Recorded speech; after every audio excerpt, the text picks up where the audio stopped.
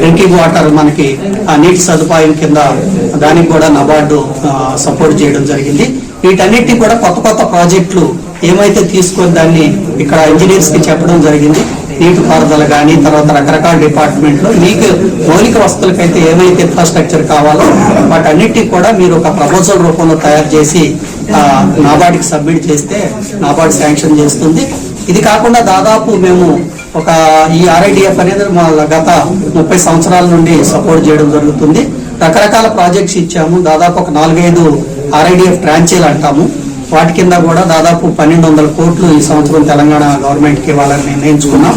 So దానికి కూడా department వారితో చేసి మీ ఏమైనా ఏదైతే ఇంతకుముందు శాంక్షన్ చేసిన ప్రాజెక్ట్స్ కూడా తొందరగా స్పీడప్ చేసి ఇంప్లిమెంట్ చేసి నబార్డు ద్వారా క్లెయిమ్స్ కూడా ఫైనాన్స్ డిపార్ట్మెంట్ ద్వారా పంపించి లబ్ధి పొందాలని పెట్టడం జరిగింది. ఇది కాకుండా దాదాపు నబార్డు ఇంకొక ప్రాజెక్టు మీ అందరికీ తెలుసు, ఇక్కడ మనం జనగాం దగ్గర బ్రాస్ క్లస్టర్ అనేది మీకు చాలా ఫేమస్. అలాంటి బ్రాస్ క్లస్టర్ ని ఇక్కడ వరంగల్లో ఒక Rangasaipet brass and metal work అనే ఒక క్లస్టర్ డెవలప్ చేయడానికి వాళ్ళకి ఒక నైపుణ్యతతో పాటి తర్వాత వాళ్ళకి అంటే క్వాలిటీ అదైతే బ్రాస్ వర్క్ రకరకాల దేవుడి బొమ్మలు అవన్నీ తయారు చేసుకుంటారు. వాళ్ళకి రకరకాల నైపుణ్యత పెంచుకుంటూ క్వాలిటీ తీసుకొని రకరకాల ప్రొడక్ట్స్ ఉత్పత్తి చేసుకొని వాళ్ళు సొంతగా మార్కెట్ చేసుకొని తర్వాత కన్స్యూమర్స్కి అనుగుణంగా ఎలాంటి వాళ్ళు ప్రొడక్ట్స్ డిజైన్ చేసుకొని వాళ్ళు ఒక సొసైటీ లాగా ఫామ్ అయ్యి దాదాపు ఒక 20-30 మంది ఇప్పుడు మహిళలు ఆ వృత్తి మీద ఆధారపడి ఉన్నారు. వాళ్ళు కొత్త కొత్త డిజైన్ తయారు చేసుకొని అలా ఆన్లైన్ మార్కెటింగ్ అంటే దాదాపు వాళ్ళు మామూలు ఫిజికల్ మార్కెట్ పెంచుకొని వాళ్ళు అమ్మడమే కాకుండా వాళ్ళు ఒక సొసైటీ లాగా ఫామ్ అయ్యి ఈ-కామర్స్ ప్లాట్ఫామ్ ONDC ప్లాట్ఫామ్ లాంటి వాటిల్లో కూడా వాళ్ళు మార్కెట్ చేసుకోవటానికి దానికి ఒక క్యాటలాగ్స్ తయారు చేసుకోవడం చెప్పాము. ఆ క్యాటలాగ్స్ అంటే మనం వాళ్ళు ఏదైతే ఉత్పత్తులు ఉన్నాయో వాళ్ళకి చక్కగా వాళ్ళు ఫోటోగ్రఫీ తీసి అవి దాని యొక్క ఇంపార్టెంట్ ఫీచర్స్ అన్ని పెట్టుకొని ఆన్లైన్లో కానీ పెట్టుకుంటే వాళ్ళకి అమ్మకాలు జరిగి వాళ్ళకి అభివృద్ధి అనేది అంటే వాళ్ళకి ఎక్కువ ఆదాయం వస్తుంది. కాబట్టి సో ఈరోజు వాళ్ళకి కొన్ని మిషనరీ తర్వాత సంబంధించిన ఎంబోసింగ్ మిషన్స్ అంటారు. ఆ మిషన్స్ వాళ్ళని మళ్ళా విశ్వకర్మ కింద కొత్త కొత్త టూల్స్ ని కూడా వాళ్ళకి వచ్చేటట్టుగా కన్వర్జెన్స్ కింద గవర్నమెంట్ ఆఫ్ ఇండియా స్కీమ్ కింద కన్వర్జెన్స్ చేసి వాళ్ళని మార్కెటింగ్ రెవెన్యూస్ కల్పించి తర్వాత అలానే డైవర్సిఫికేషన్ చేసుకొని క్వాలిటీగా చేసుకోవాలని చెప్పి ఈ రోజు వాళ్ళకి కొత్త మిషనరీ ప్రారంభంతో పాటు ఈ యొక్క ప్రాజెక్ట్ ని ముందుకు తీసుకెళ్లాల్సిన మెళకువలు వచ్చాయి. ఇందులో డిస్ట్రిక్ట్ కలెక్టర్ కూడా ఈ కార్యక్రమాన్ని వచ్చేసి మహిళల్ని ఎంకరేజ్ చేసి ఈ యాక్టివిటీని ఇంకా ముందుకు తీసుకెళ్లాలని చెప్పి కోరడం జరిగింది. సమాయత్తం చేయాలి అనే ఒక ముఖ్య ఉద్దేశంగా ఒక పైలట్ ప్రాజెక్టు శాంక్షన్ చేయడం జరిగింది. దాది నాబార్డు మరియు కోర్ కార్పొరేట్ సొల్యూషన్ ద్వారా ఈ ప్రాజెక్టు చేపట్టడం జరిగింది.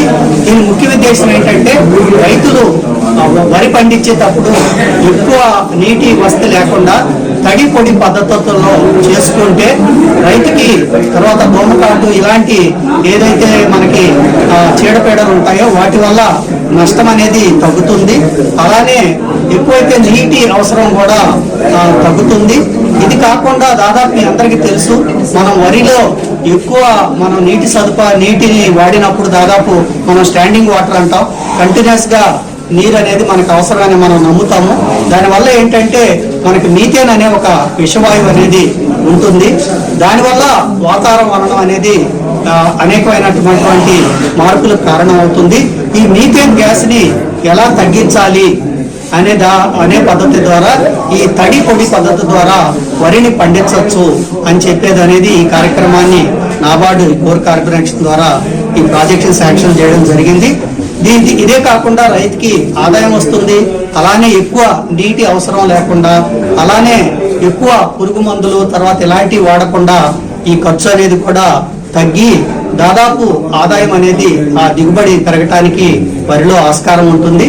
ఇదే కాకుండా ఈ ఏదైతే మనం విషవాయు మీథేన్ దాని గురించి చెప్పుకుంటున్నామో ఆ యొక్క మీథేన్ విషవాయువు తగ్గించడానికి కోర్ కార్బన్ ముందుకు వచ్చి రైతులకు కూడా ఇలాంటి మంచి రైతుల వాతావరణ మార్పులకు అనుకూలంగా ఈ మీథేన్ గ్యాస్ తగ్గించుకున్నందుకు వాళ్ళకి ఇంటర్నేషనల్ మార్కెట్ ద్వారా ప్రతి రైతుకి కూడా దాదాపు 800 రూపాయలు వాళ్ళకి ఇన్సెంటివ్ కూడా ఈ విషవాయువుని తగ్గించాలని చెప్పేసి ఆ భాగంగా ఈ ప్రాజెక్టులో భాగస్వామ్యం చేసింది. ఈ రైతుకి దిగుబడితో పాటు ఈ మీథేన్ విషవాయువుని తగ్గించుకోవటానికి రైతుకి ఆదాయ మార్గాల్లో కూడా, కానీ దానికి ఇంపార్టెంట్ ఏంటంటే ప్రతి రైతు సోదరులు ఈ యొక్క తడిపొడి మార్గంలో వరిని పండించడం, దానికి సంబంధించిన డేటా మెయింటైన్ చేసుకోవాలి. ఆ డేటా మెయింటైన్ చేసుకొని ఈ కోర్ కార్బన్ వాటికి సంబంధించిన ఏవైతే ఈ మీథేన్ గ్యాస్ ఛాంబర్స్ కానీ రకరకాల పరికరాలు అనేది ఈ వరి పొలంలో అమర్చి ఆ మీథేన్ ఎంత తగ్గింది ఆ రైతు పొలంలో అని చెప్పేసి ఎస్టిమేట్ చేయడం జరుగుతుంది.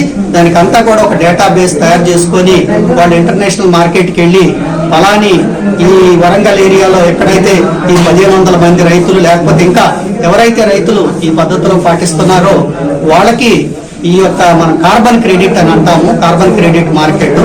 సో ఈ మీథేన్ గ్యాస్ తగ్గించినందుకు ఈ కార్బన్ క్రెడిట్ వల్ల వాళ్ళకి ఇన్సెంటివ్ అనేది దాదాపు రావడం జరుగుతుంది.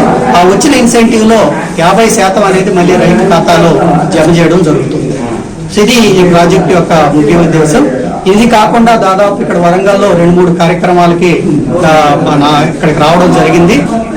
ఇంకొక కార్యక్రమం ఏంటంటే ఇక్కడ మీ అందరికీ తెలుసు నాబార్డు రాష్ట్ర ప్రభుత్వానికి మౌలిక వస్తువులు కల్పించడానికి మేము rural infrastructure development RIDF fund అని మనకు రాష్ట్ర ప్రభుత్వానికి లోన్ రూపేలా మనకి మౌలిక సదుపాయాలు కల్పించడానికి ఫండింగ్ చేయడం జరుగుతుంది ప్రతి సంవత్సరం. ఈ సంవత్సరం కూడా దాదాపు 800 కోట్ల రూపాయలు అనేది నార్మేటివ్ అలొకేషన్ అనేది తెలంగాణ గవర్నమెంట్ కి చేశాము. సో దీనికి సంబంధించింది ఇక్కడ దాదాపు ఇక్కడ ఏదైతే డిపార్ట్మెంట్స్ ఉన్నాయో ఇంజనీరింగ్ డిపార్ట్మెంట్స్, అది హార్టికల్చర్ డిపార్ట్మెంట్ కావచ్చు, వెటర్నరీ డిపార్ట్మెంట్, R&B, అలానే మిషన్ భగీరథ కింద ప్రాజెక్టులు శాంక్షన్ చేశాము, రూరల్ రోడ్స్ ప్రాజెక్ట్ చేశాము, తర్వాత స్కూళ్ళు, తర్వాత డిజిటల్ క్లాస్ రూమ్స్ పెట్టడం అయితేనేమి, తర్వాత స్కూల్ భవనాలు కట్టడానికి ఇలాంటి అన్ని ప్రాజెక్టులు కూడా నాబార్డుకి స్టేట్ గవర్నమెంట్ సపోర్ట్ చేసింది. దాదాపు గత 10 సంవత్సరాల నుండి 11,000 పైచిలకు 11,000 కోట్ల రూపాయలు తెలంగాణ రాష్ట్రానికి RIDF కింద సపోర్ట్ చేయడం జరిగింది. దానిలో 8,500 కోట్ల రూపాయలు దాదాపు 10 సంవత్సరాల్లో రాష్ట్ర ప్రభుత్వానికి ఈ RIDF కింద మౌలిక సదుపాయాల కోసం ఇవ్వడం జరిగింది. దీనికి ఒక జోనల్ లెవెల్ వర్క్ షాప్ అని చెప్పేసి దాదాపు 11 జిల్లాల ఇంజనీరింగ్ ఇంప్లిమెంటింగ్ డిపార్ట్మెంట్స్ ఏవైతే ఉంటాయి, ఇక్కడ లైన్ డిపార్ట్మెంట్స్ అంటాము, ఈ 11 జిల్లాల ఇంజనీర్లు ఇక్కడ ఈ సమావేశానికి రావడం జరిగింది. వాళ్ళకందరికీ కూడా ఈ యొక్క RIDF అంటే అవగాహన ఏంటి, అంటే ఎలాంటి ప్రాజెక్టులు సబ్మిట్ చేస్తే నాబార్డు దగ్గర నుండి RIDF కింద సపోర్ట్ చేయొచ్చు అని చెప్పేసి ఒక జోనల్ లెవెల్లో వర్క్ షాప్ ఏర్పాటు చేయడం జరిగింది.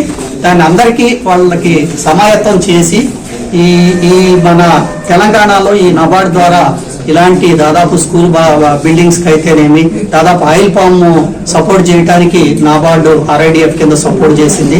రైతులంటే ఎక్కువ ఆయిల్ పామ్ ముందుకు తీసుకెళ్లాలనేది, అలానే చెక్ డ్యాముల కన్స్ట్రక్షన్ నిర్మాణానికి కూడా RIDF కింద సపోర్ట్ చేసి